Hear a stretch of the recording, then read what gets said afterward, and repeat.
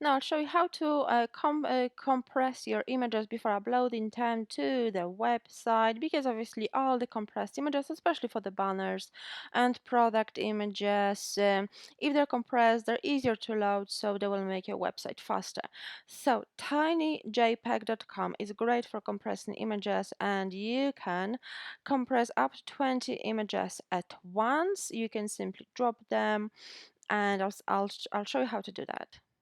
So I've got few images here. I'll select them and drag them here, drop them to the field until I see the green border, and now they're being compressed. It goes very quickly, and you can see the difference in size, and you can download the individual files or simply download them all or save to Dropbox. I'll just download them all.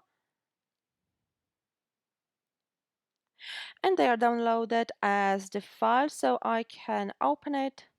And here they are ready to upload to your website.